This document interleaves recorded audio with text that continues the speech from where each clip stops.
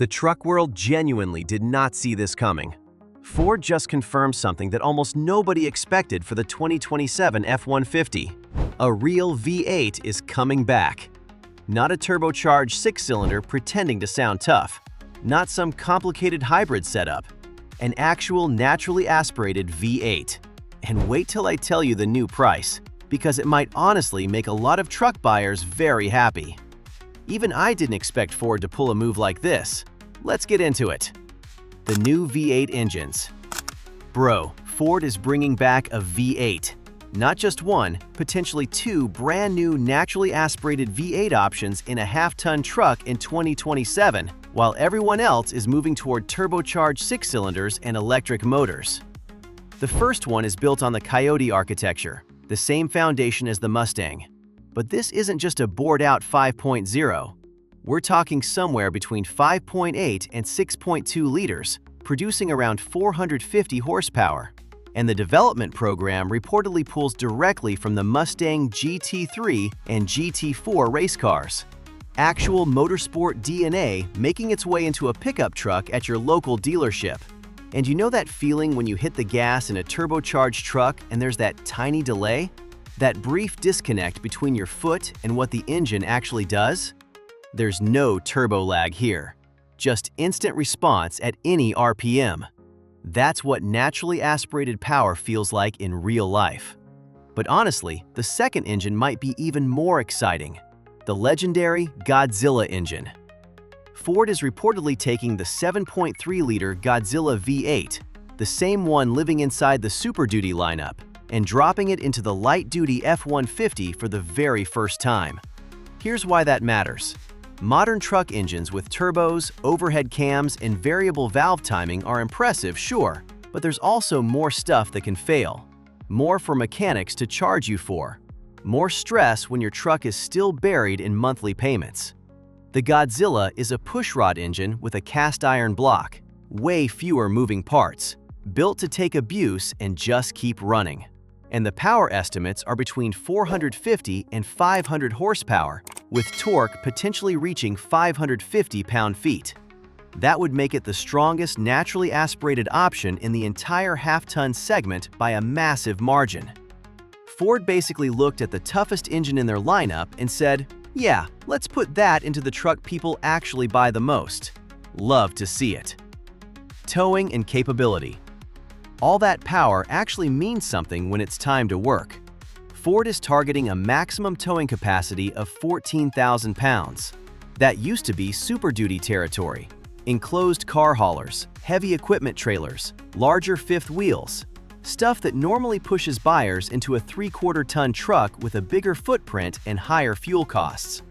The 2027 F-150 is starting to close that gap. Payload numbers are also expected to improve, making the bed even more useful day to day. On paper, those numbers sound impressive, but they genuinely change what kind of buyer this truck works for. Exterior. The outside is getting a full redesign. Sharper styling, more angular body lines, and a much more aggressive stance. Nearly every major body panel is reportedly being reworked. The front end is going wider and more imposing. Updated lighting, a grille that genuinely looks intimidating, and a side profile with a more planted, sculpted appearance that emphasizes the truck's width. Trust me, when this thing pulls up to a job site or boat ramp, people are going to notice it before they even ask about the specs. Interior and inside. Look, I'll be honest here. Ram's interior has had Ford beat for years. You step into a Ram 1500 and the quality hits you immediately. The F-150 always felt one step behind. Ford clearly knows this, and the 2027 model is reportedly being designed specifically to close that gap. Upgraded materials throughout the cabin, a redesigned dashboard, a completely revised center stack, and a new infotainment system that's actually quick and intuitive. Because when you're spending serious money on a full-size truck, everything inside should feel like it matches the price tag. Ride quality. Now here's something every F-150 owner already understands, the ride quality. I still remember getting into a Ram 1500 and thinking, why does this thing feel so much smoother? That coil spring rear suspension just absorbs everything. The Ford always felt stiffer and more harsh, especially over rough roads. Ford heard those complaints. The 2027 model is reportedly getting a legitimate suspension overhaul. Not just a recalibration either, actual structural changes. The goal is a noticeably smoother and more controlled ride on highways in rough terrain without sacrificing the rigidity needed for real truck work. And if you drive your truck every day, that improvement completely changes the ownership experience. Price.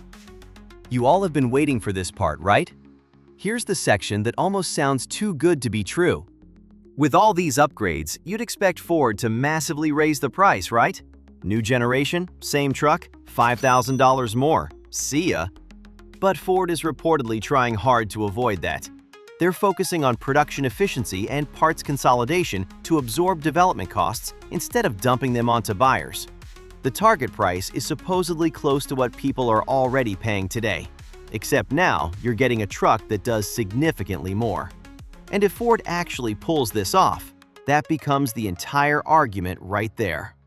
So look, a new V8 with racing DNA, the Godzilla engine in a half-ton truck for the first time ever, a suspension setup that finally rides smoother, 14,000 pounds of towing, sharper exterior styling, a significantly better interior, and all of it staying around the same price point.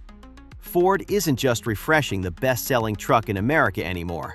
They're rebuilding it from the ground up. And if this thing launches the way it's shaping up right now, loyal F-150 buyers are about to feel really good about sticking with the nameplate. Now, there are 6 car brands quietly leaving Australia that you seriously need to avoid in 2026. You can watch that video showing in the upper left.